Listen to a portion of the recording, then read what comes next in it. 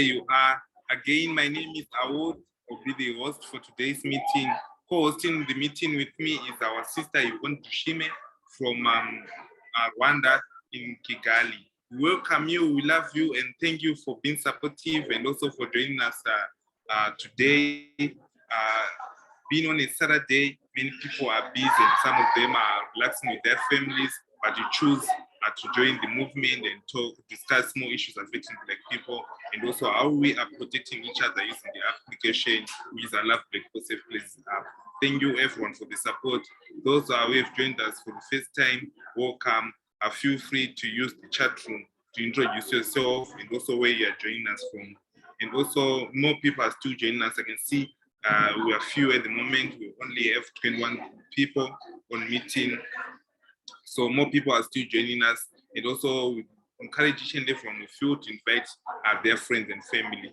We appreciate, I can see we do have our country spokespersons.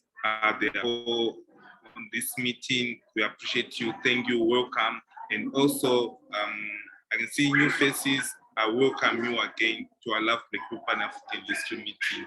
We appreciate your support and we love you.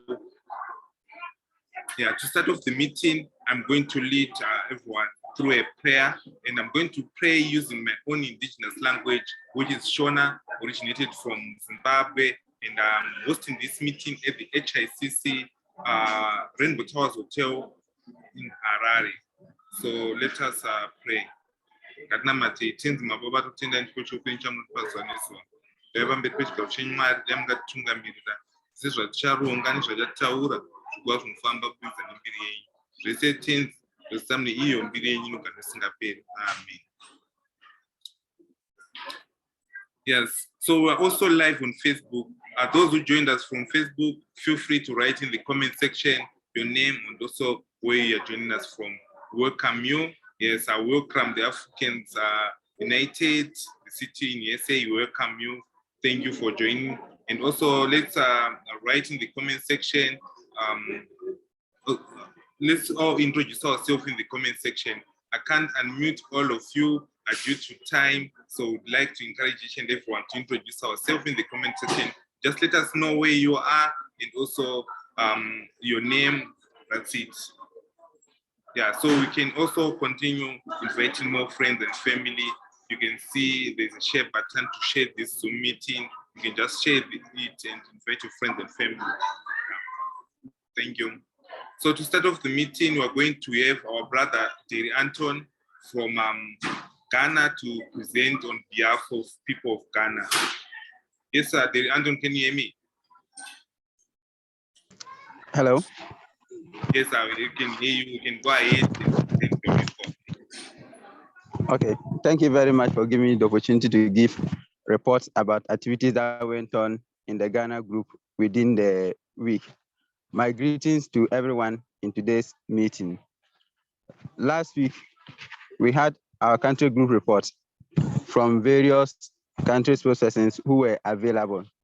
After that, our co-founder gave a speech. Then we had our health and Pan-African class from Dr. Wright and then Nana. We're encouraged to invite our family and friends to join the I Love Black People family. Also, we were reminded to download the I Love Black People app.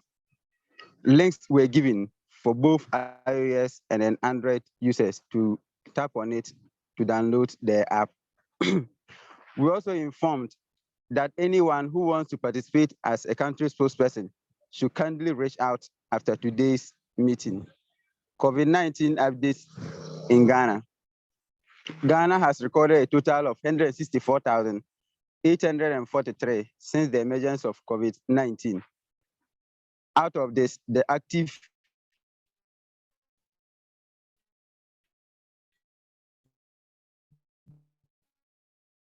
cases currently are 1,000. Deaths recorded since the emergence of and recoveries are 161,978. Derry Anthony, speaking from Ghana. I am because we are. Thank you. I am because we are. Thank you so much, Ambassador Derry, for presenting a report which you compiled on behalf of people of Ghana. We appreciate you with the work you are doing. And also, if you didn't know, Gary Anton is also one of the moderators who's helping each and every one of us to understand how to use the application and also how to get it. So if they ask for the screenshots when you download the app, kindly send to them so that they will know that you downloaded the right application. As you know, we do have 2 applications. So kindly send those screenshots to our moderators so that they can confirm that you downloaded the right application. So thank you so much, Brother Jerry. We appreciate you. Thank you very much. All right. Yes, on next we're going to have our brother Clyde Fowler from Guyana. Yes, Brother Clyde Fowler, can you hear me? Good morning, good morning. Can you hear me? Yes, we can hear you. You can go ahead and present your reports. Sorry, I've been getting some difficulties in my connection, so that's why I'm having this trouble. I want to thank you first and foremost for allowing me the opportunity to share. So today I want to say Guyana is a small country in South America. Recording in progress. We have we are a new oil country, sorry, but we're not excluded from the madness of having oil. Today we continue to share with the persons here in Guyana the awareness of ILoveBlackPeople.com. Our Pan-African movement here in Guyana has been working. I've been able to share with them our Pan-African history class, lectures by Dr. Wright and Dr. Akua on the healthcare.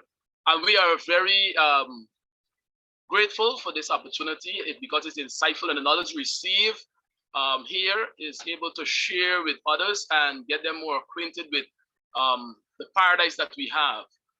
We continue both to share with the journeys that ILoveBlackPeople would have shared with us, and we show the government who is anti-African here in Guyana. We continue to bring the fight, bring the knowledge, bring everything that we have learned here. In our Pan-African movement, we were able to pressure those in authority. And I want to salute the founders of ILoveBlackPeople.com. And I want to say their steadfast contributions against racism and xenophobia.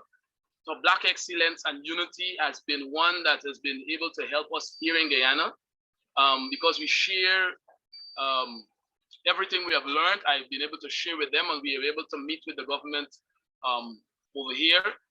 And we continue to watch the pandemic. Our pandemic situation, the government has not been able to get it under control, but our deaths have reduced significantly. But we're thankful, and I want to say thank you to this platform that I can be able to share the awareness with others. And hopefully I'm trusting that this will be spread not only to the capital where I'm at, but able to the other regions in this country. I am, because we are. Sorry if you're not getting me. I'm getting a little problem with my internet, so I can't hear you, but I'm hopeful you're hearing me. All right, I am, because we are. Thank you so much, Ambassador Clyde Fowler, for presenting the people of Guyana. Thank you, we appreciate you. Yes, on next, we're going to have our sister, Mabel Chama from Zambia, to present a report on behalf of people of Zambia. Yes, Mabel, can you hear me? Yes, I can hear you. Can you hear me? You can go ahead and present your report, Ambassador. Okay, good afternoon. I'm Mabel Chama, representing from Zambia. I am because we are. Sorry, there's a little challenge with the network here, but I'll pull through. Yes, so the weekly update for Zambia. Hello, can you hear me? Hello? Yes, we can hear you. Yes, Mabel, we can hear you. Okay. So let me proceed. the weekly report. Sorry.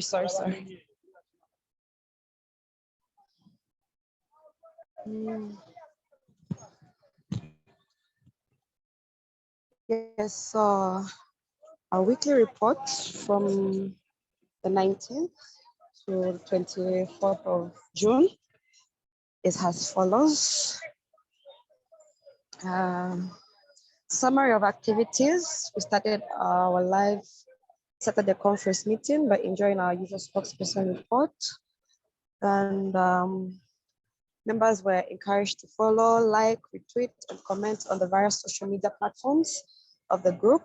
Our co-founder, Skin, is live on Twitter. We are live on Facebook.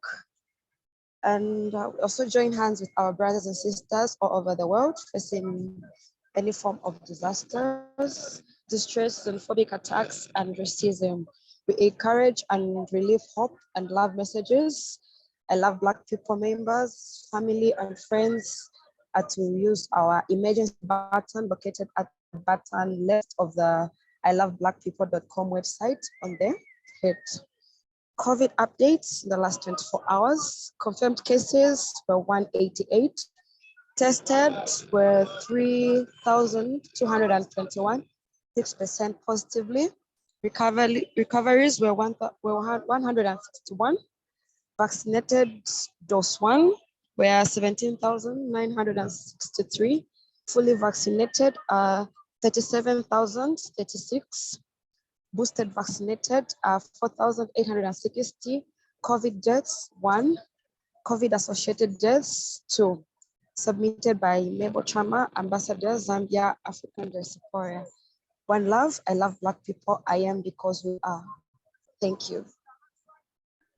I am because we are. Thank you so much, Ambassador Mabel Chama from Zambia, for presenting a report on behalf of people of Zambia. We appreciate you.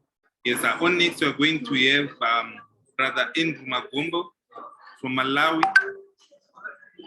Yes, Brother Andrew Magombo, can you hear me?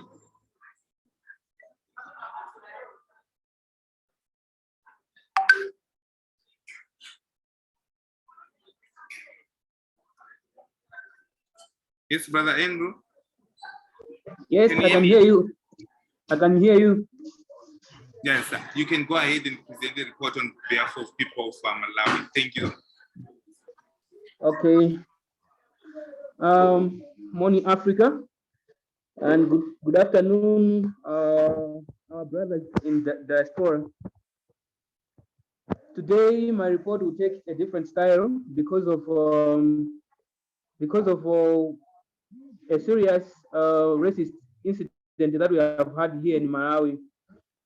Let me begin my speech today by wishing a happy Independence Day to our brethren in Mozambique, who are commemorating 25 de Junho, 25 June, a day when their country attained independence from Portugal.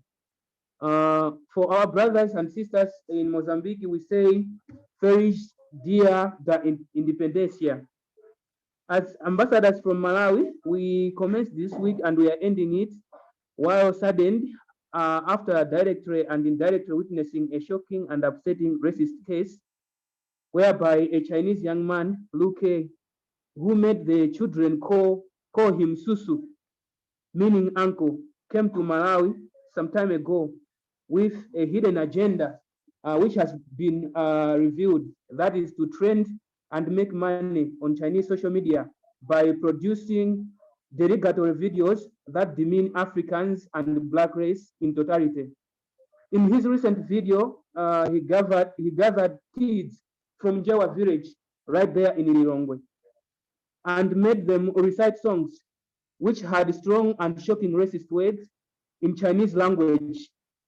And some of the words have been translated as follows: I am a black monster, or a black devil.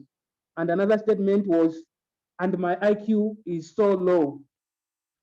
It does not require a high level of education for one to know that our fellow Black people have been exposed to different levels of discrimination and exploitation, both as a result of racism and xenophobia. To an extreme, it is even recorded in history that some white supremacists nearly criminalized Black race. That is, one would be jailed not because of committing a crime, but by a mere fact that he's a Black person. We were made to believe that such a vice was a history and long forgotten. However, what Luke has just done here in Malawi is a microcosm of what many Black people right here in Africa and in diaspora are experiencing currently. This world was created for all of us to enjoy life, and some people decide to own it at the expense of others. We must not allow them, because what we allow is what will continue. But the question is, how can we do that?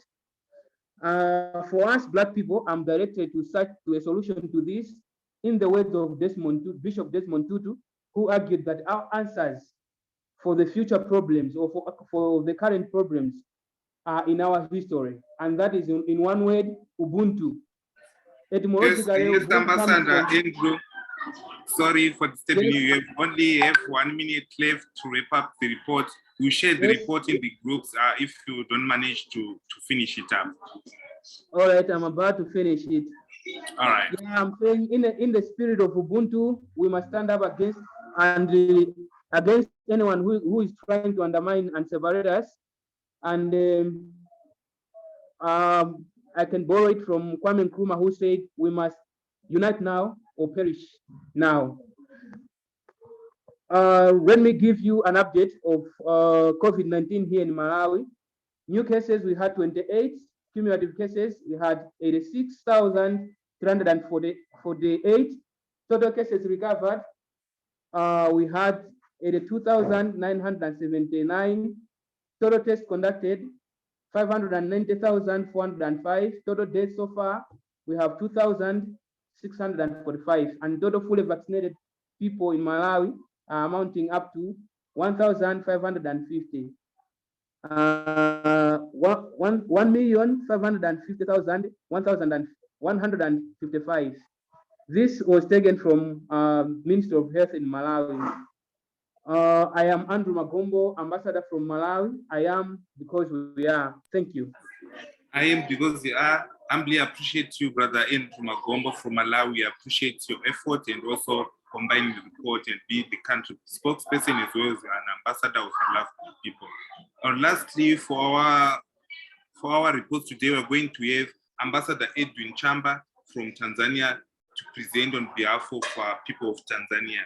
And again, whilst you're waiting for Edwin Chamba to unmute, today is also the Independence Day for Mozambique. We are wishing our brothers and sisters from Mozambique a happy Independence Day. So thank you so much. And also those who are joining from Mozambique, we welcome you. Yes, Brother Edwin. Yes, can you hear me? Yes, sir, you can go ahead and present your report. You have a minute to do so. Thank you so much for this opportunity again. I'm Ambassador Edwin Chamba from Tanzania.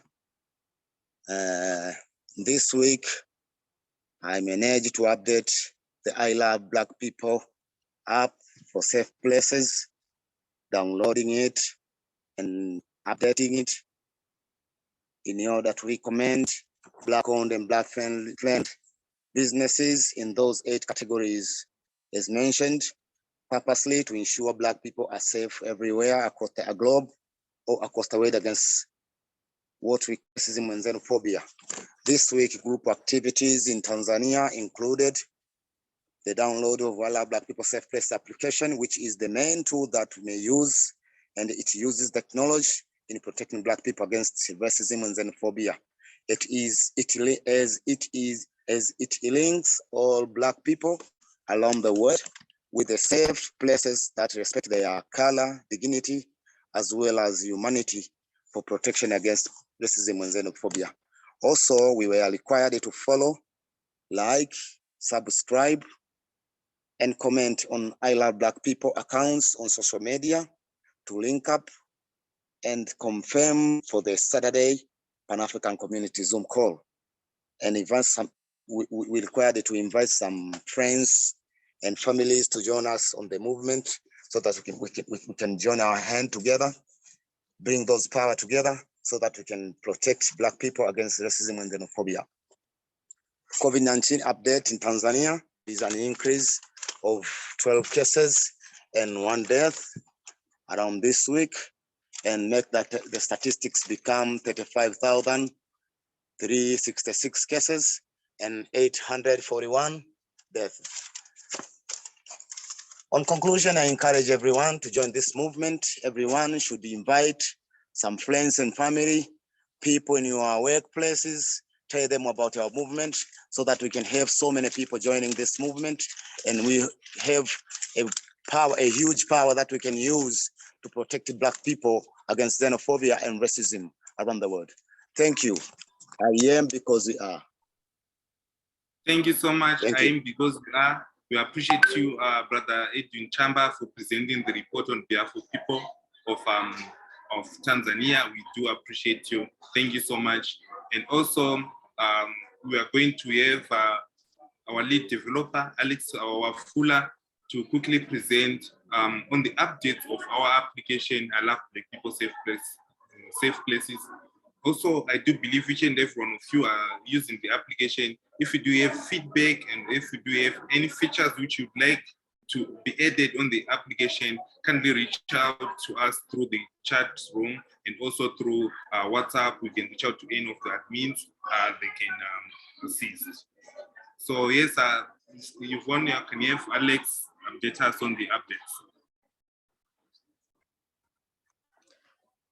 Hey, Howard, can you hear me?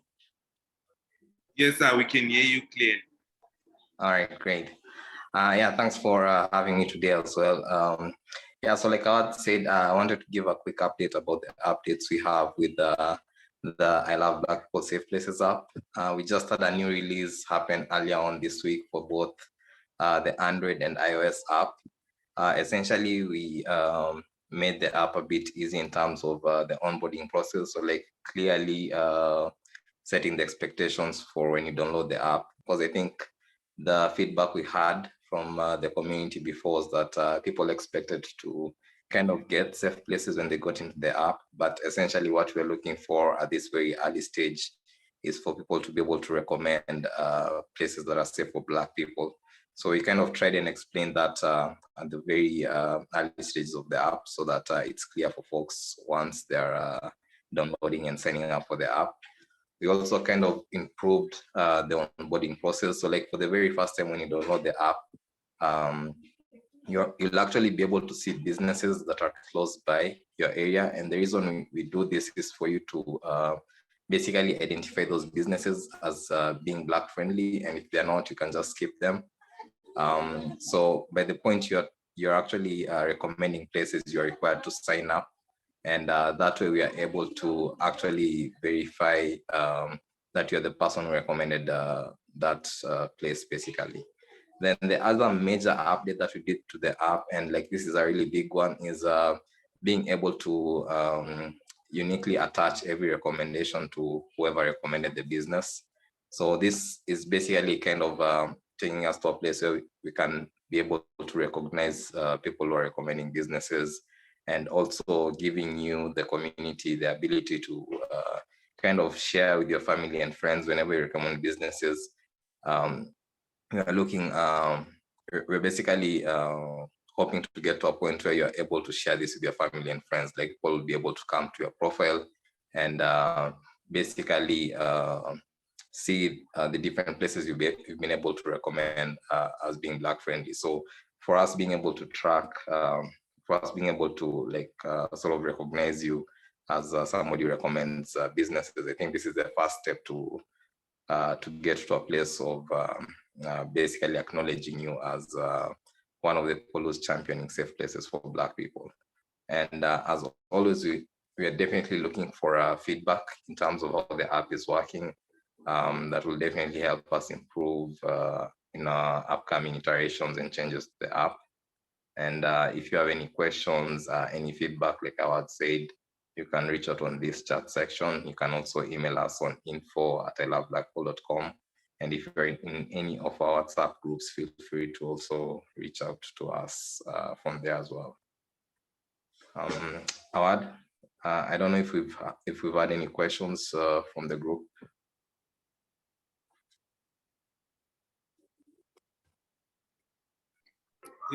Yes, Alex. I don't think there are questions. I can see in the chat room there are no questions.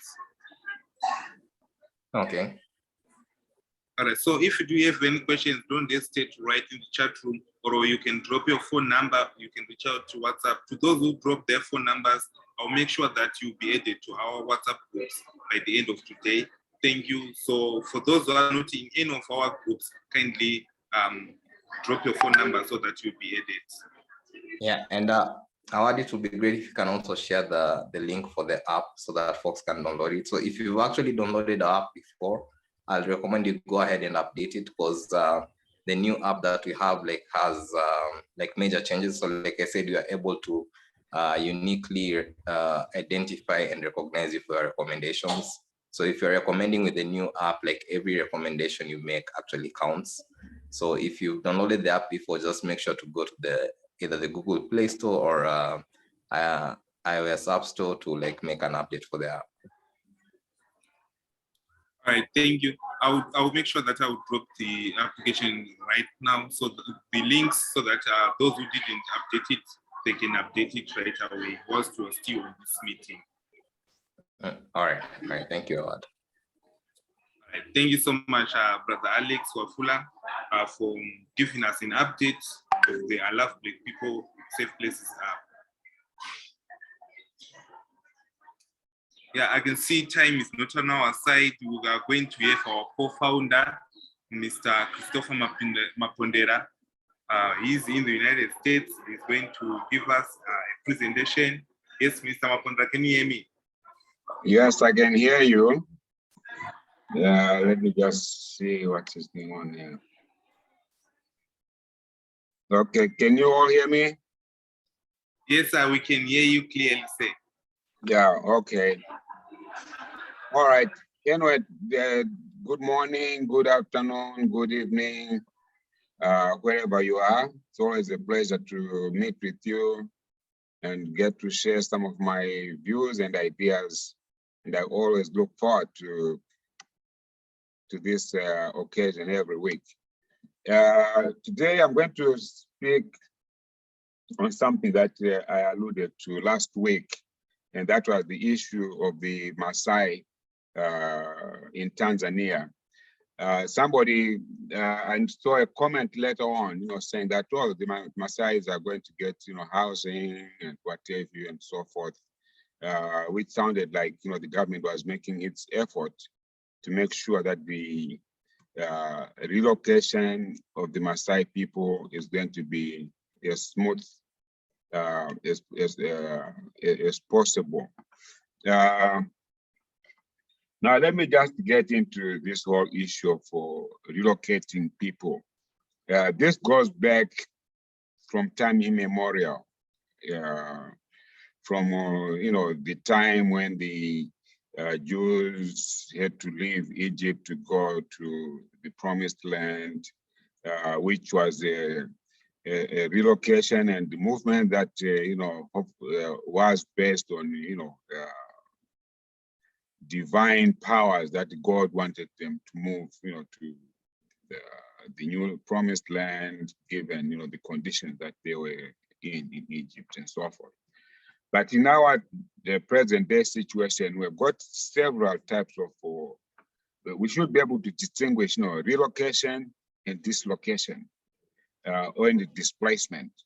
During the colonial times, we had more of displacement and relocation, where the colonizers, they wanted a piece of land, and they would forcibly move you from that, from your land, which was probably more productive, yet had more resources and so forth, and they allocated that land to the colonizers. They did not care what impact that relocation had, on you as a people. There were all kinds of social, economic and psychological effects that took place. You know, when people are displaced from a place that they are used to, and then they are just forced to go and relocate to somewhere else, and they were not even given the necessary support to enable them to adjust to a new place. And then you look into the United States. When the white people started coming to America, they came to a country where there were native people who were already living here, you know, the Native Americans and so forth. And in some great places, they tried to find, ways of, living with them. But when they began to understand, how rich this country was and what the resources they were, then they became very brutal in relocating, and displacing, the Native Americans, and they forced them into these reservations. Basically, what they're saying that you are reserving this piece of land for you, even though you own the whole continent. And today you can still see the effects of that forced relocation and displacement of the Native Americans. That in the reservations, there was not much preparation for them to adjust to that lifestyle. Right now, you find that during the COVID time, you had very high deaths related to COVID, because they did not have sufficient health facilities not to combat the COVID. You got serious problems with drugs, alcoholism, and so forth, because many of the young people have lost the tradition, where they would learn from their elders, how to live in these reservations, or live in the U.S. the way the ancestors did. In Africa, we had similar situations, where again the colonizers, they would just come and push people out of their villages, out of their homes, and they didn't care really what happened to you, as long as the colonizer would come and take your land and use it for his purposes. So that with the time, this is really what now led to the wars of liberation. When we got our ancestors, our elders came to the realization that, look, our lands were taken by force, and nobody's gonna give it back to us, so we may as well fight to get our land back. In very serious situations, like you have in Kenya, the formation of the Mau Mau, it was all about land, making sure that the Kenyan people had the full control of their land. In Zimbabwe, we had our war liberation. In Angola, we were to fight to get our land back. Mozambique, Namibia, South Africa, and so forth. Now, when you look at the various, Southern African countries where there was more entrenched displacement and the relocation of people, the level of control that we now have is more or less directly linked to the level of fighting that people have to do in order to regain their and control their own land. You find in Mozambique, the war became so intense that the Portuguese realized they were not going to win this war. So they decided to leave. But before they left, they just destroyed any of the infrastructure that was in place, because they didn't care, what impact it would have. So it's like, people have to start afresh. Same thing had happened in Angola. When the Portuguese left, many people were forced to leave the rural areas, where the wars were also taking place, and they were forced into the urban areas. And I remember going to Angola, you find people, staying on a 10th floor without any sanitary facilities. All the pipes were blocked, everything. The lifts were no longer working, so you have to go to carry a bucket full of water, for 10 flights out, and if you have to go release yourself, you have to walk all the way down 10 flights to go to the, to the ground so that you can be able to take care of yourself. And you can imagine, what mothers with the kids, having to force to one kid in your hand, the other that one on your back, going for, 10 floors up and down every day and so forth. And then you had the Namibian situation. It was not only relocation, but it was also genocide that was forced on, that was conducted on the Namibian people, because the Germans did not just want to relocate the Namibian people, but they basically wanted to displace them. Hence, the killing of the Herero people, in Southwest Africa. It's only a few years ago that the Germans accepted that they committed genocide in Namibia, and simply because of their greed and they wanting to take over somebody's land by force and without taking into account the impact it will have. Now, coming to the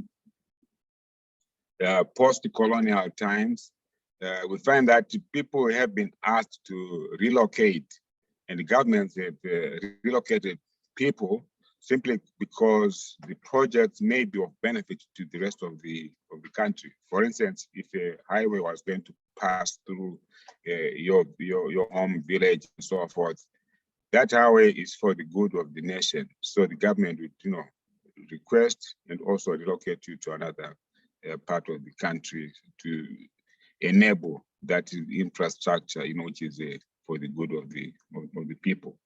I know I'm running out of time, but the only thing I can say, that I think, again, what we have to analyze, again, is Pan-Africanists when these changes are thrust upon our people, is to see what are the psychological effects of such a displacement and relocation, what are the sociological impacts, that they are going to take, what are the economic impact, that is going to have on the relocated people. And it's not something that we can just keep quiet, on ourselves. Let's make those analyses and also, educate our leaders, that, these are the impact and the effects, and see what role we can play. So that's what I have for today. It's limited time. We are cutting to Sister Akua's time a little bit. I'm sure she'll let me get away with that for now. But anyway, if you have any questions, just put them down and then we can discuss them next week. Okay, thank you. Awad. All right, thank you so much, Mr. Mapondela. For questions, we'll make sure that we give them to you so that you can attend to those next week on Saturday when you do present. All right, on next, we're going to have our Pan-African healthcare lecture with Nana Akua. Yes, Nana Akua, can you hear me? Yes, good day, everyone. Greetings. Thank you all for joining us today. Hello, everyone. Thanks for showing your beautiful Black faces. So today we are discussing, we're discussing detox and cleansing. However, for the next 4 sessions, we will kind of circle back a bit and kind of hit some of the information from the last few weeks that I didn't get a chance to go over. So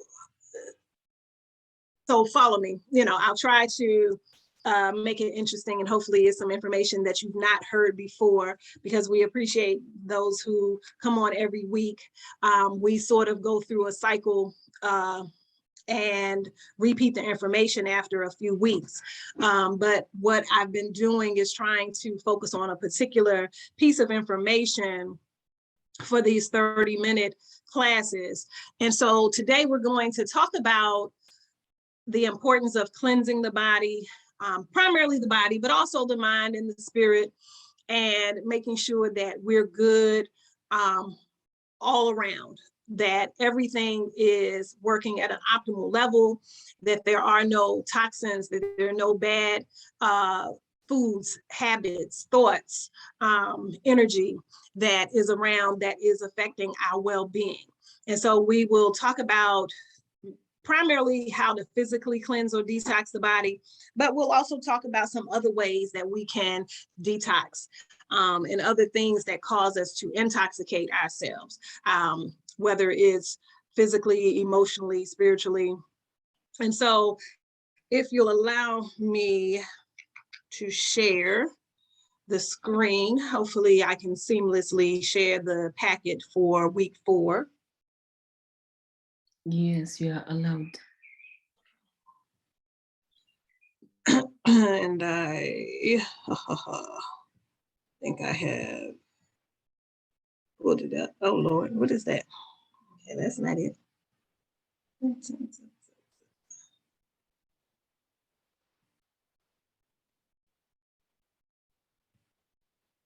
it is. Okay, so I want to just quickly go over what we consider to be cleansing and purification. I always say that I use certain words like cleansing and detox interchangeably. And for all intended purposes for this lecture, they will be sort of one and the same, but we will talk about just some of the differences or give a definition, I guess, of both. Okay, here we are. So what is detox and cleansing? So we know that detoxification is basically the process of removing a poisonous or harmful substance from the body, or at least neutralizing or mitigating the effects of those poisons or harmful substances. So either removing them directly or specifically, or at least neutralizing them to where they can cause no further harm.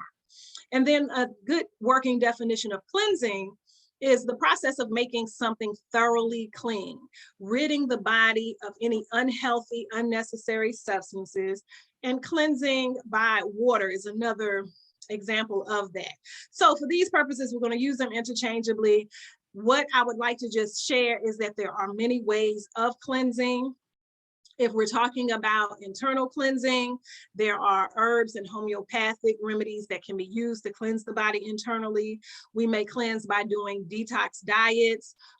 We may cleanse by fasting or fasting from solid foods, fasting from all foods, which if you have heard me speak before, I'm usually not a proponent of that.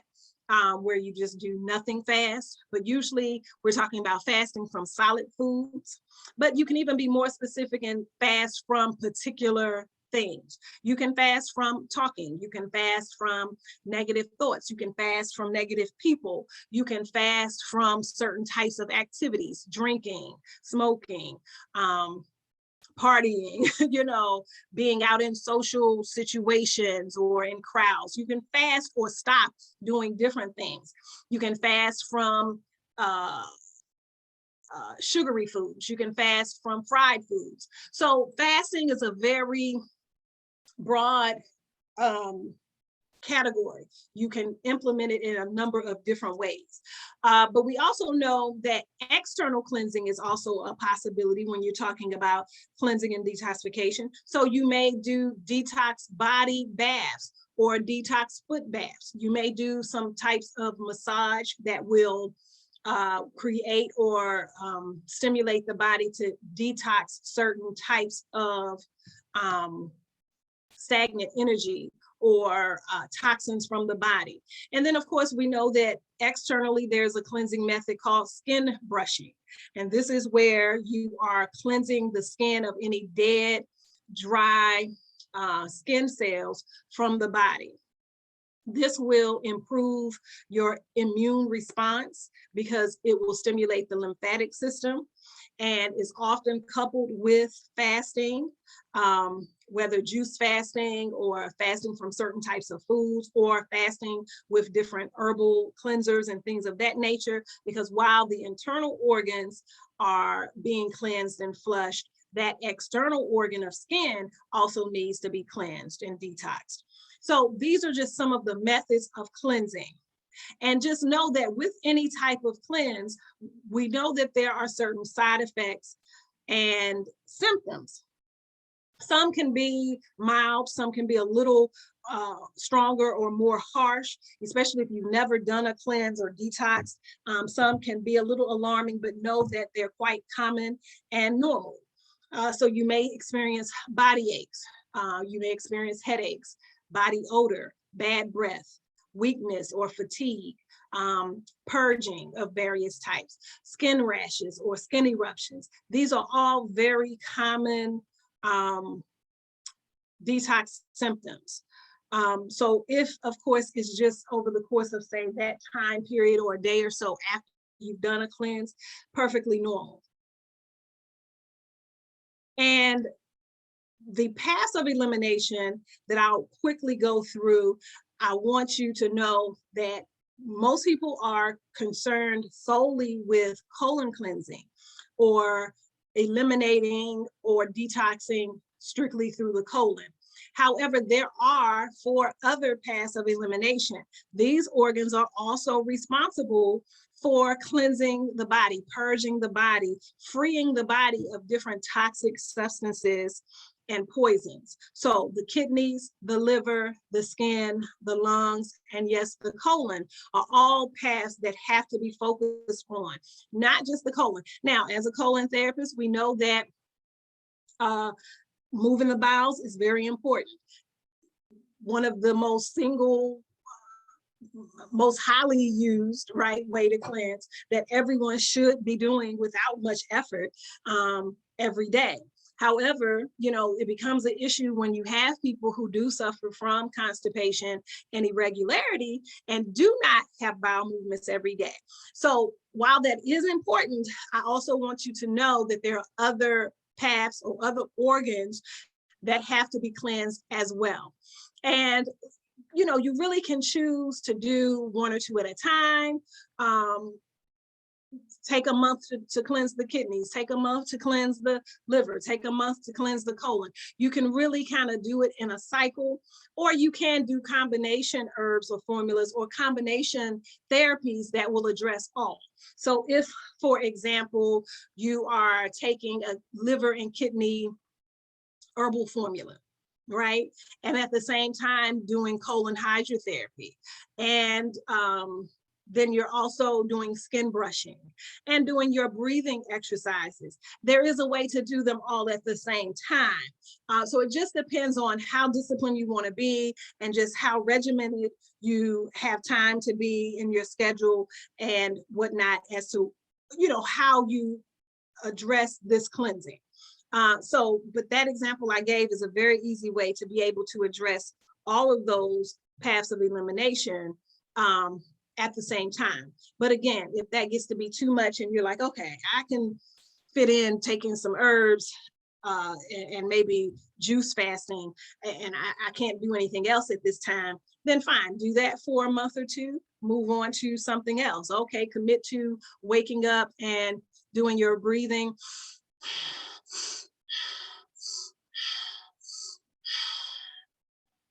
Doing your conscious breathing exercises along with skin brushing.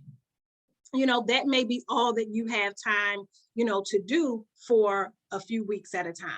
But just know that all of these areas have to be addressed. All of these areas are important. They all serve an important function in the body.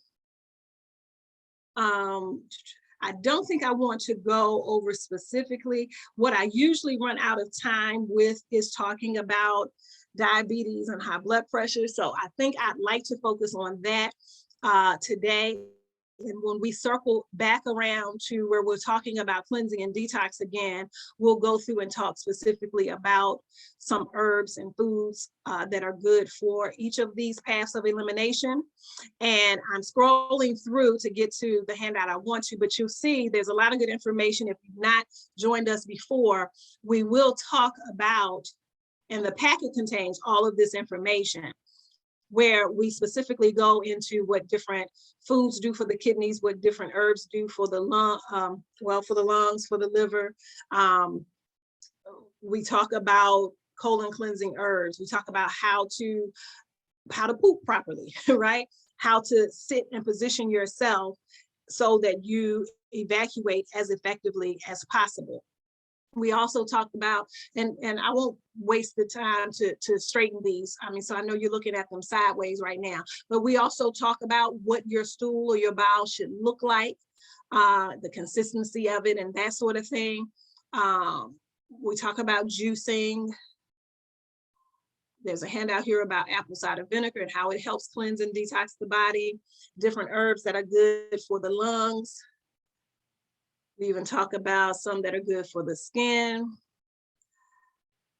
But what I'd really like to focus on today, oh, and some are upside down. How did that happen? Well, either way, I end up having to kind of spin them around, but again, I won't do that. And even this packet has some good questionnaires, kind of self-evaluation tools to figure out different types of toxicity that you may have been in contact with. Are you having symptoms of a parasite toxicity or a candida toxicity or a heavy metal or mercury toxicity? We will talk about these things next time. But what I wanted to get to was just some of these issues, particularly high blood pressure and diabetes, that so many Black people of African descent struggle with and have great struggle over, right? And so we know that this is important. We know that, I don't know so much if it's hereditary, but definitely something that runs in families and cultures, but more so because of lifestyle, more so lifestyle in terms of whether we live a life a certain way, in a certain area with certain activity or lack thereof, or if it's because we have similar diets to our other family members, our ancestors that came before us, and we are prone to eating certain types of foods that create certain types of conditions or illness or dis-ease. So definitely we know that there are reasons how and why we get to a place of having high incidence of hypertension and diabetes. So the issue is, or the answer is, I believe, is to really get an understanding of this thing, what our habits are that support or cause these conditions, and then, what to do about it if we have kind of met that fate. And if not, then what we can do to avoid it with our current generation or with our subsequent, generations. So this chart I like, and I don't, and again, I don't give advice and I'm not giving counsel on what to do for high blood pressure. This chart I like specifically because it is very informative. And that is what we do here, right? We inform, we empower, we provide information so that you can go on, right? And be able to make better decisions on how you eat, what vitamins you take, what supplements you take, what herbs you take, creating a habit of checking your blood pressure, taking inventory of how you feel, right? We spoke last week about our mental health with stress management and emotional balancing and things of that nature. Learning how to take inventory of how stressed we are, how we feel, and how that may impact our blood pressure, our blood sugar, and things of that nature. So what I'm doing here is just providing you this information so that you'll know what to look out for, and then how to make certain adjustments if you find yourself in need of making some self-correction. And of course, this can and should supplement or complement whatever your healthcare professional has advised you to do.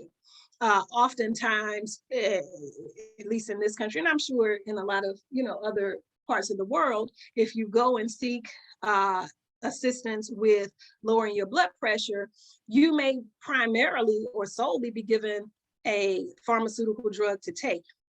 And while that may be important, there are many people who will take medication for blood pressure and still be what we would call borderline or still slightly high in mild stage, or maybe still even in moderate stage of high blood pressure. And so we know then that that cannot and is not usually the only answer or the only part of the puzzle. So we have to also make sure we know what foods to eat, what foods to avoid.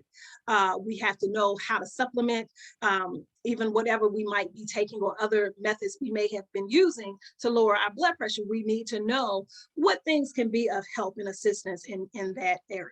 So we know that first you have to understand what your blood pressure is. So certainly, hopefully you are able to go and have regular, what we call checkups or physical exams or physicals or whatever in what part of the world you're in is called a check or a checkup. And so you always want to know what is considered a healthy blood pressure, right? And so we know that in this green area here is what we're considering or what is considered a healthy or a normal blood pressure. And we know that most people focus on having high blood pressure, but we also know that hypotension or low blood pressure is also a concern. It's also an issue. Sometimes this falls in line with people who are anemic or have low blood and have low iron, and they are easily weakened or fatigued, and they have fainting spells or dizziness and that sort of thing, right? So we know that can be a problem as well. Because if you see in this chart, so just like you can get so low, right? After coma, there's death. We know that it can be the same thing here. If we get up to where it is too high, right? In this little area here, we know that this causes a problem. And now we're talking about possible heart attack, kidney disease, stroke, and death. So too high and too low is an issue. It is a matter of concern.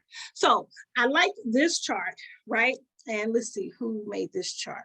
This was, I was gonna just credit this place because again, you're not gonna say Nana Akua said, right? This came from Vaughn's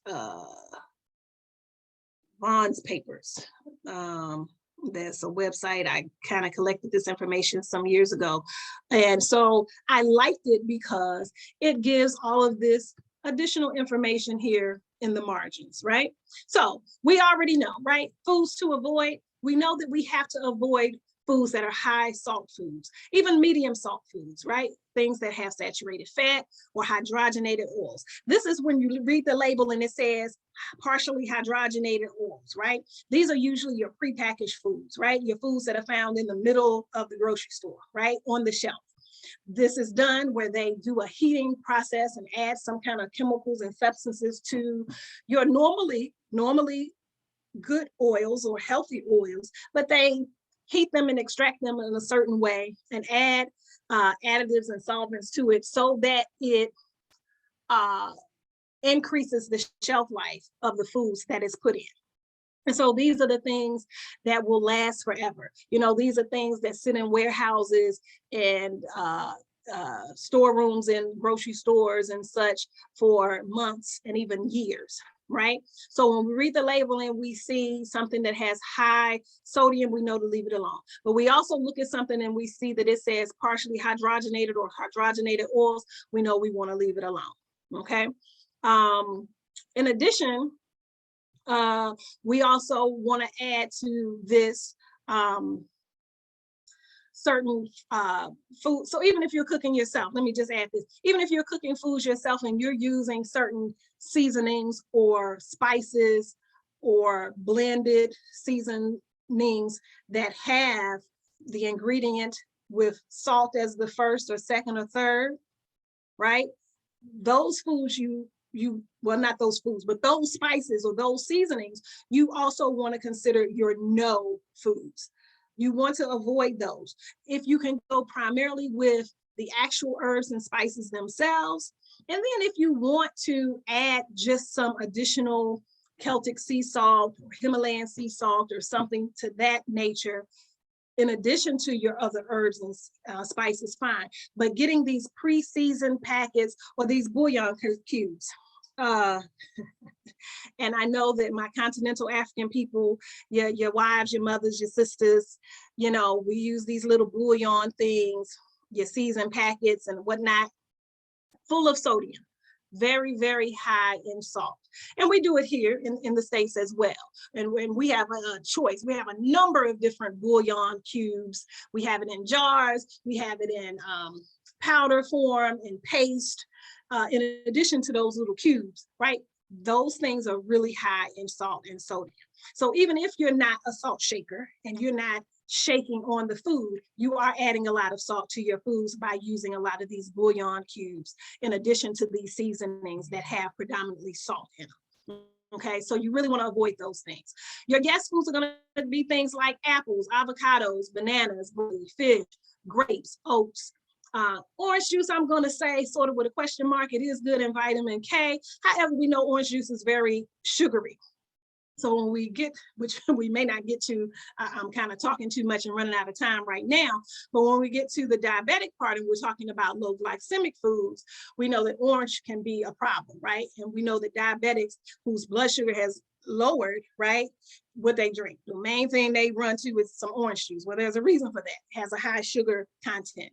But there are many, you know, yes foods, but mainly these are going to be your high fiber, acidic or subacidic fruits, not your really sweet fruits. And they're going to be your vegetables, mainly your green leafy vegetables and things of that nature. We know that certain amino acids are going to be great for you. Certain good essential fatty acids like flaxseed oil, these are going to be excellent for you. We know that certain herbs like hawthorn berry, garlic, juniper berry, a number of herbs are going to be good for you in terms of keeping your blood pressure in control. Certain minerals like calcium, magnesium, potassium, these are going to be key in terms of keeping a healthy blood pressure. Vitamins like C, D, E, B complex, folic acid, niacin, all of these are vitamins you want to include into your diet. Week 2, we talked about natural food sources for our different vitamins and minerals. Refer back to that so that you don't have to supplement everything with a pill. You can include foods that naturally contain these vitamins and minerals. And then just some other things that we know will help lower blood pressure. Stop smoking if you smoke. Reduce your weight if you're overweight. Exercise on a regular basis. We know that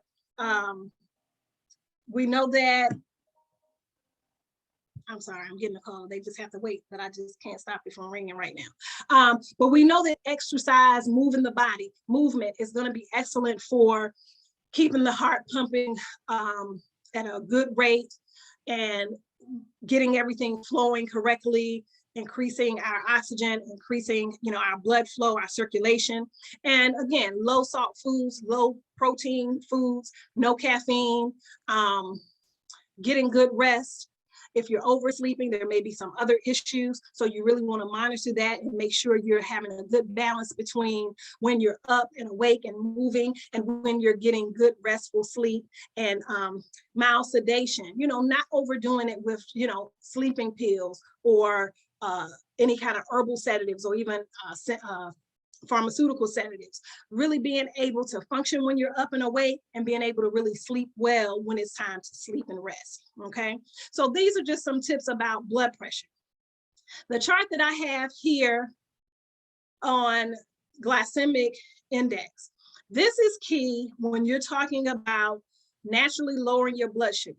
If you have, of course, a situation where you're insulin dependent and that is what's necessary for you, by all means, do that.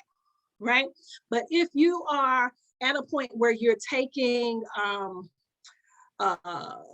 pills, and especially if it's a low dose, and if your A1C and your other numbers are not that high, you may very easily be able to control your diabetes with diet. And from a holistic perspective, that is the only way to do it. And again, that's not to say don't take your pills. All of this information should be done to complement and work hand in hand. And what you can always discuss with your healthcare provider is, listen, I want to work to decrease this and eventually eliminate this. This is what I'm doing. Do you know, this is what I'm doing. Can you support this? And if not, you may need to find a new practitioner, but let them know what your goal is. Because again, you're your star player, it's your body, you have some say. And so what we need to know with this is what foods contain carbohydrates, which foods will increase your blood sugar. And so some foods do not have really carbs in them, but a lot do. So you need to know what category foods fall in. So we'll talk a little bit more about this later, but just know that there is a category of high, moderate, and low glycemic foods. And this is a gauge for you to use to figure out, well, what foods should I take in? You know, can I eat this type of bread or this type of cereal? Which fruits, which vegetables should I consume? So these are all things that you can consider when trying to treat diabetes naturally and trying to lower your blood sugar and getting off of whatever medications you may be on. So again, just for your information, if you do not have this packet, hopefully Award can put in the chat any questions you may have, or put my email if you want to request this packet of information that I was scrolling through today. So I'm out of time. And so thanks for joining, and I'll see you all next week. And as always, I bid you good health and peace. Thank you so much, Nana, for a wonderful lecture. I really appreciate it. I shared your email address in the chat room so that they can reach out for handouts to those who are requesting for the handouts. Thank you so much. We do appreciate you. Enjoy the rest of the weekend. Thank you. Thank you. So on next, we're going to have a Pan-African history lecture with Dr. Tyrone Wright. Yes, Dr. Tyrone Wright, can you hear me? Yes, I can hear you. Hello. Let me put my camera on. Good morning, everyone. Welcome back. So I was with you guys last week. So I'm happy to be back. So you got, I'm about to put myself on camera. Can everyone see me? Okay, good, great. So last week, well, the week before, you should have gotten the 2 documents that I sent on WhatsApp for the course. One was the Pan-Africanism and Booker T. Washington Pan-Africanism and Pan-Africanist, about Pan-Africanism budding in the world. Yes, I'm putting my earrings on. The other was the document on the evidentiary case that was a policy case that took place in 1915, the African exclusion measure. So I'm going to briefly get into that case. It's perfect timing, actually, because we just had a holiday here in the States called Juneteenth, and a lot of people celebrated it. But then there were some critics of it, and critics of the idea of it being a broad Pan-African holiday as opposed to a very African-American type of thing. So I am going to touch on that because there is a case in here that you just read, the African exclusion measure. So in here, meaning in this court, that really frames how we should deal with each other as it relates to us internationally, right? So I'm going to share the document in a second. And yeah, so let me actually just go to that. I want to jump right in because we don't have much time, and I want to introduce the next assignment, which is I'm going to have you watch a film called Cuba and African Odyssey, where we're going to take this conversation to the African continent and African liberation struggles, right? So this conversation about Pan-Africanism. Somebody can tell me in the chat. I don't recall if we went over the definitions of Pan-Africanism. I probably introduced them because I do remember. Okay, never mind. Nobody needs to tell me. So two things are about to happen. I'm about to discuss the African exclusion measure and put it on the screen.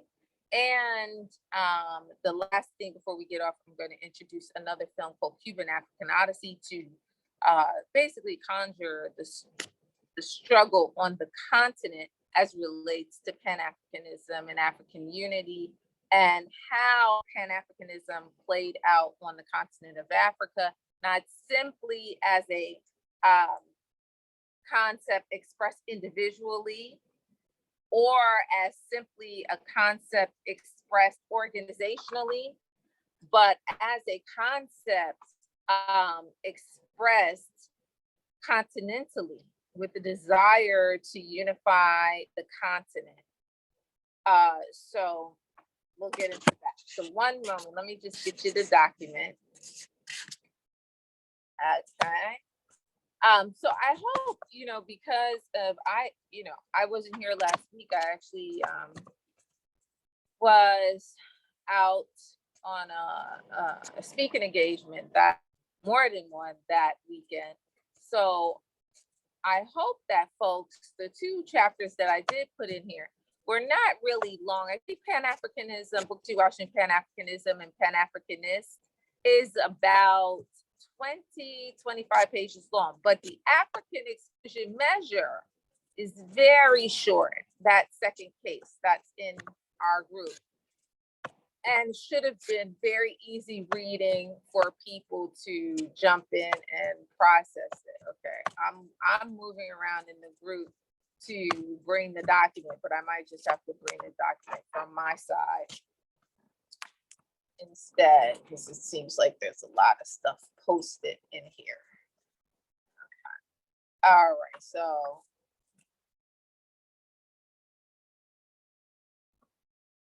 and there's a couple of things administratively I'll have to do in this group, and I will be able to do that since all the dust and smoke has cleared. And I have a new understanding that we'll be in this one singular course for 8 weeks. Okay, so there's a lot of things that you'll see me posting in the group right after. Okay, this is going to take a minute to. All right, so let me do it another way. Bear with me, folks.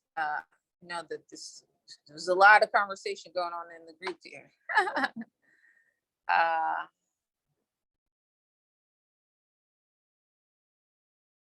My goodness. Or so it looks like it. Okay. So let me just talk about the core, not the course, the case. Let me talk about the case a little bit as I get the document.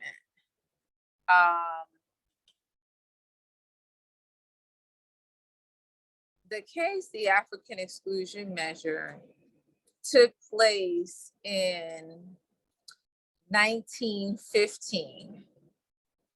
Okay.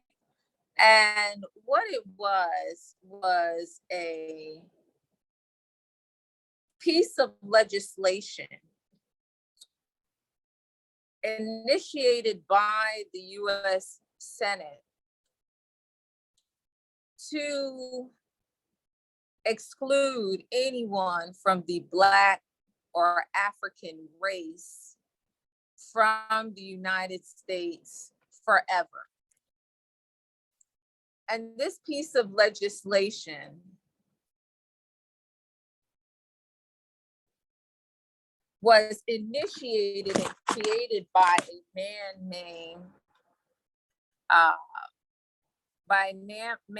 man named James Reed in the Senate from Missouri. He would propose that once the Panama Canal was completed, essentially in November of 1914, he would propose on December 31st, 1915, that anybody of the Black or African race should be excluded from the United States. Can you give me permission to share?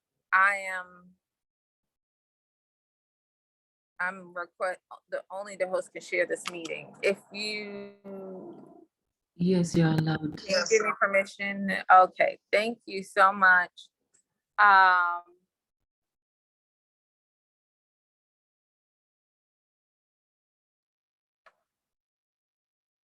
Okay, so he would propose that anyone of the Black or African race, can everybody see that? Yes, we can see that. Okay, all right, great. He would propose that anyone of the Black or African race should be excluded from the United States forever. And why? The laborers on the Panama Canal were the African populations and Black populations of the Caribbean, Central, and South America. And let me just be very clear. I'm saying both African and Black because unfortunately, we still have people who feel like they can be Black without being African. And then, of course, there are people who do identify with Africa and are also identifiably Black. So many people from the Caribbean, Central and South America, reluctantly, but some, and even back then, identify with at least Blackness or the categorization, but may not identify with Africa. But that being said, in this conversation, I'm very clear that they are all African people, particularly the survivors of the institution of slavery in that part of the world. Okay, but just for conversation's sake, I'm using that terminology. So anyway, the point is that the laborers on the Panama Canal would be almost exclusively, if not exclusively, Black and identifiably African. When it was completed, a senator out of Missouri proposed, let's make sure that those laborers understand that they cannot immigrate to the United States, although the Panama Canal was a American endeavor under Theodore Roosevelt. Okay. Once the Panama Canal was completed, this was initiated, and it would go to the Senate, or initiated in the Senate, passed, and ready to go to the House of Representatives the first week in January 1915. And that's where none other than Booker T. Washington comes in, a very unlikely figure. It's not the subject of our debate here. You can read the chapter. If those of you who are interested in the book, you can get the book. It's the administrator will share with you if you're interested in the larger conversation about how he ends up involved in this.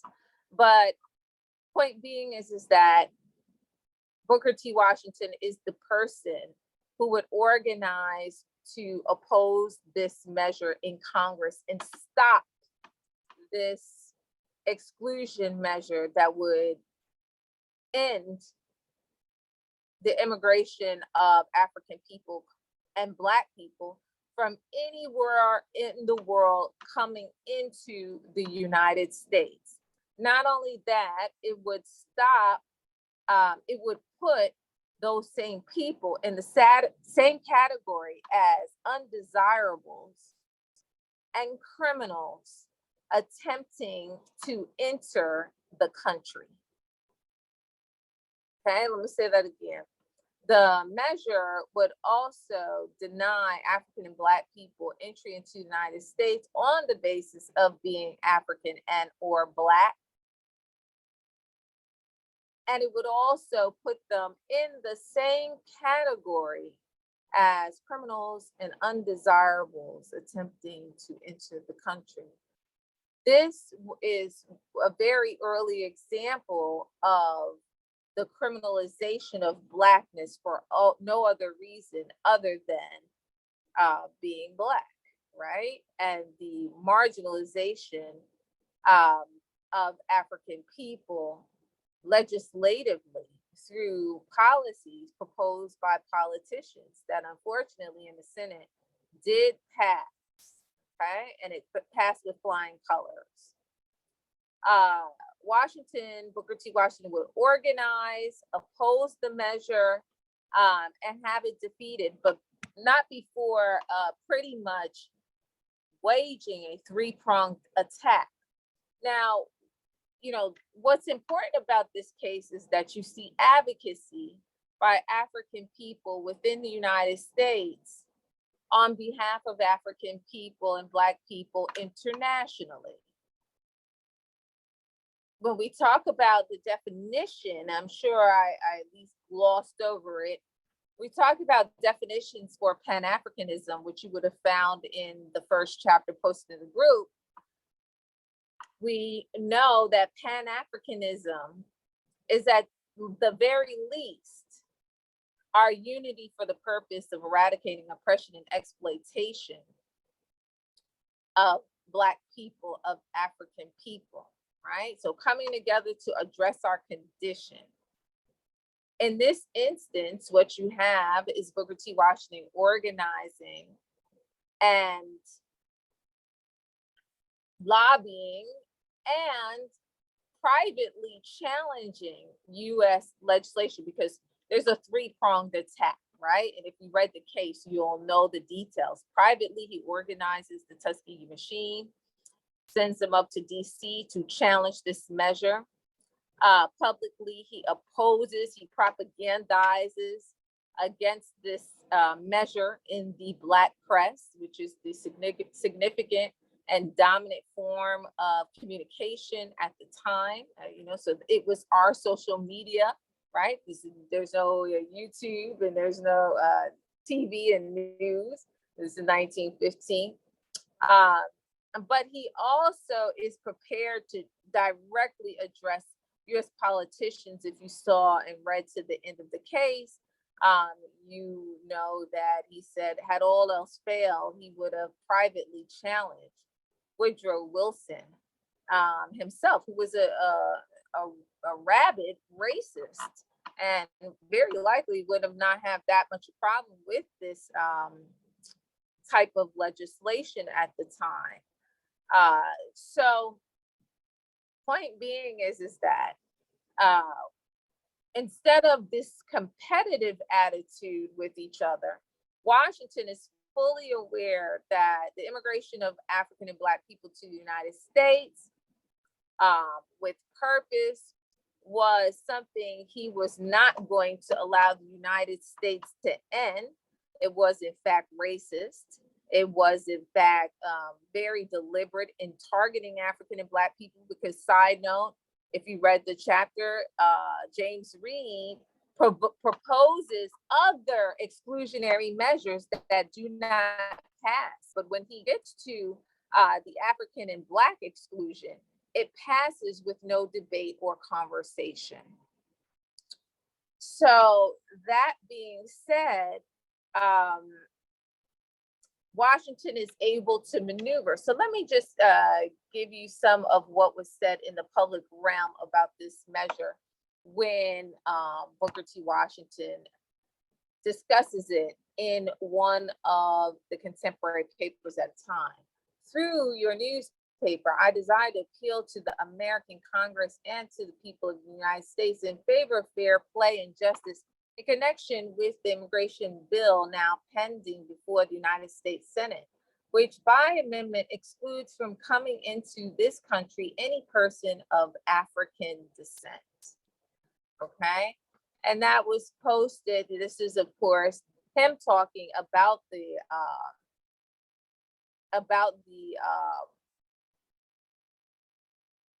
particular measure, right? some of the nations, just so you can understand, some of the nations that would be impacted by this would be Puerto Rico, which was not just yet a U.S. Commonwealth. Jamaica is notably mentioned. Haiti, Dominican Republic, yes, Dominican Republic. Costa Rica, Panama itself, and of course, all of South America. Now, while, you know, many people, even to this day, boast about the large African or Black population in South America, they certainly were not identifying as, you know, African. And I would even argue that some might have even arguably had a problem with identifying as Black, and therefore would not have organized in their locales to oppose this racist legislation by the United States. Okay, so let me just give you a little bit of what James Reed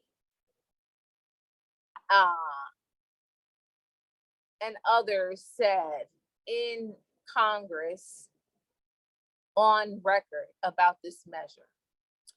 We are beginning to receive now some undesirable immigrants, note the undesirable term, right?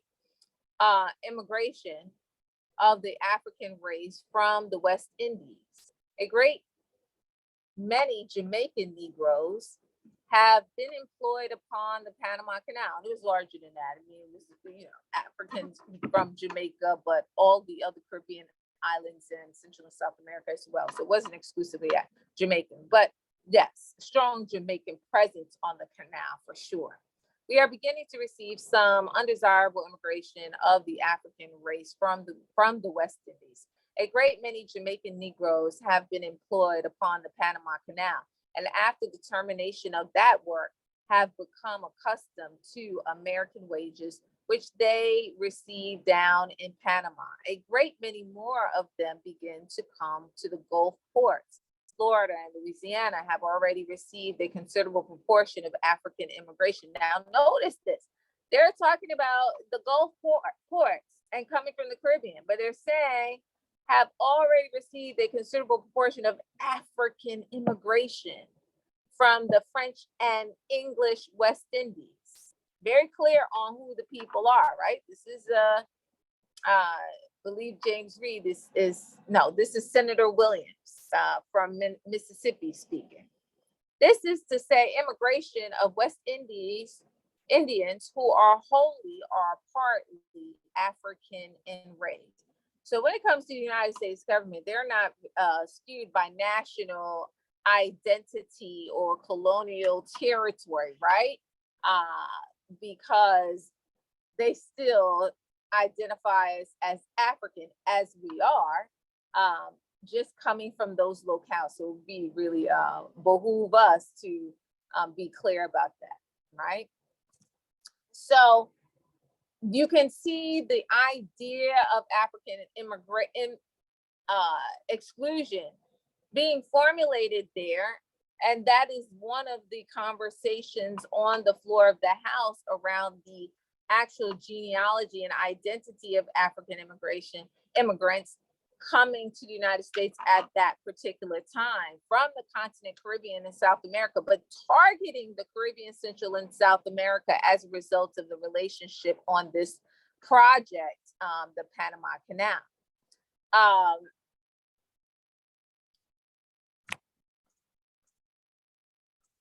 Let me get another, some other details about it. I hope you all read what the Panama Canal was, because the Panama Canal was actually, revolutionary in the sense that it was a engineering project that had been tried by the French and failed under them. And then it was tried under Theodore Roosevelt, right? But it would open up the waterways between the Atlantic and Pacific Ocean through the Gulf and thereby Central America by cutting through the landmass that is present day Panama. And so it was the African and Black laborers that would be the primary source of labor there. I'm going to read this little piece right here. The article exposed the motivations behind the amendment, namely the recent completion of the Panama Canal in November 1914. Washington also noted the inherent hypocrisy in constructing such a measure. Now that we are celebrating the completion of this canal, it seems most unjust and unreasonable that the people who contributed in so large a measure toward it should be slapped in the face. And this is what Booker T. Washington's version of it, right? He sees this exclusionary measure as a slap in the face to Black people. Be a slapped in the face and told that they cannot enter the country, even when they meet the requirements of our government. According to Washington, the bill wrongfully targeted African people from the Caribbean, Central and South America, but in practice would exclude any person deemed Black or African in part or whole. Washington highlighted some of the populations that would be denied immigration to the U.S.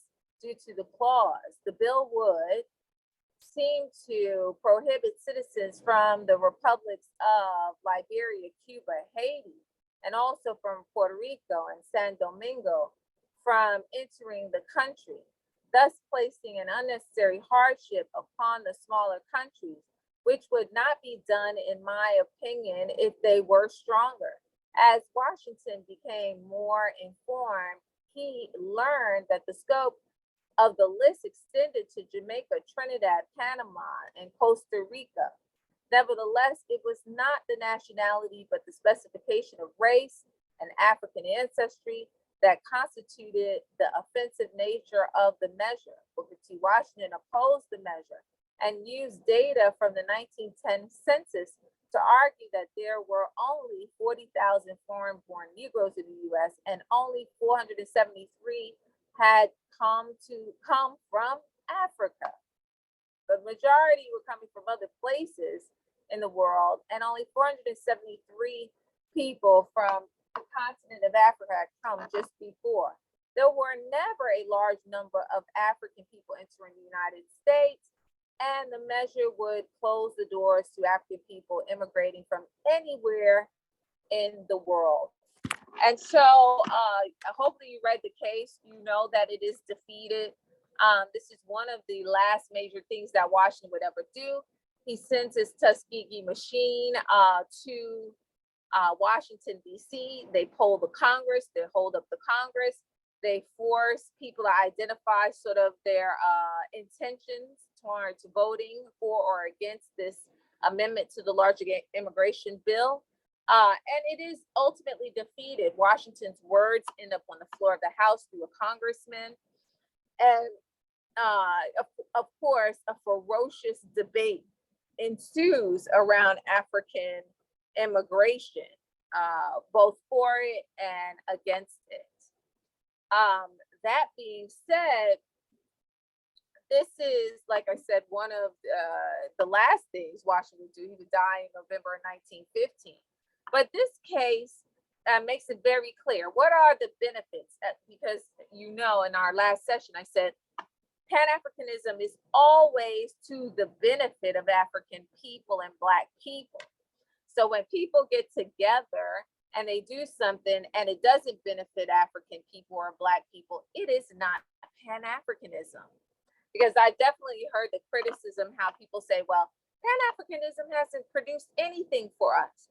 Well, then it's not Pan-Africanism, because Pan-Africanism, the distinct intention and motivation behind coming together, as per the definition offered by the first Pan-African Conference, is that we are coming together, unity for the purpose of eradicating oppression and exploitation. So we are coming together to address our condition under white supremacy and culture, which is in fact worldwide. And so if we come together and we don't, and such a measure like this is pending, and we're not organizing on how we are going to fight this measure, not just get in a room and talk about how bad it is, but actually do something, then that is Pan-Africanist, right? And so what are the fruits of this? The doors to the United States are not closed to African people internationally as a result of this. The very next year, none other, one of the most famous Pan-Africanists in history will come into the United States. That would be none other than Marcus Garvey. Marcus Garvey would actually go on to initiate an organization called what? The Universal Negro Improvement Association, that would end up being worldwide, right? So Garvey is able to come in just 1 year and 2 months later, but many other African people would be able to come in. The whole demographic in the United States of African people and those who struggle against white supremacy and culture here would be very different. We would not have had our beloved Malcolm because his mother came from the Caribbean here into the United States. Some of you like Obama, you wouldn't have been able to have Obama because his father is coming from the continent of the United States. And Nkrumah would not have been able to come into the United States and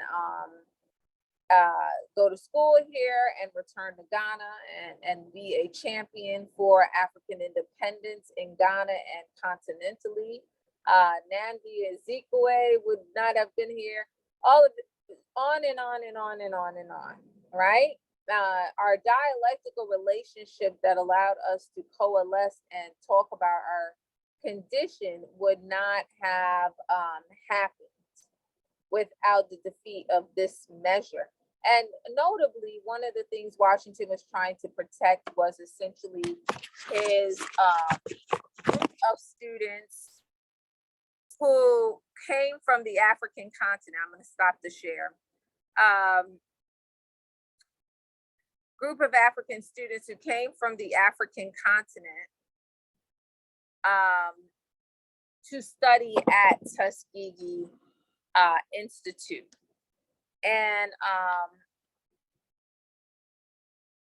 he was seeking to protect that, right? Since 1893, there were African students who came to the United States to study at Tuskegee, and it was continuous. One of Washington's motivations is to maintain that because he in fact wants them to learn at Tuskegee so that they can take some of the knowledge and skill set and model in particular back to the continent of Africa and share it with African communities globally.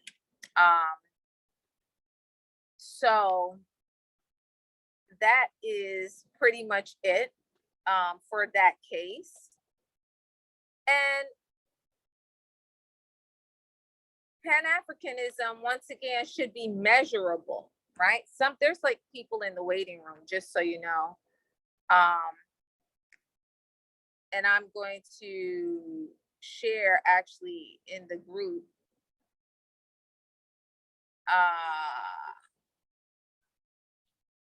I'm pausing because I'm actually about to share something for you guys in the WhatsApp group. So this is Cuban African Odyssey, and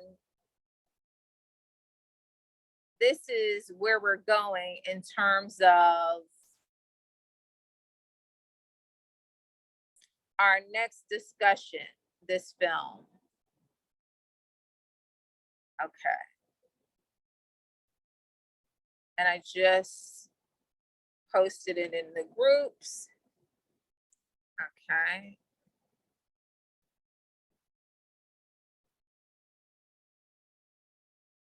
I'm pausing, so we're pretty much done, but let me share this one more time.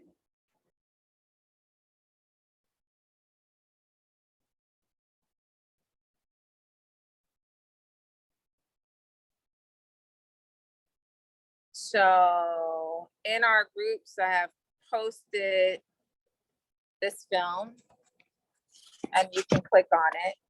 This is, instead of reading this week, I'll be sharing readings, but I want you to start with this film.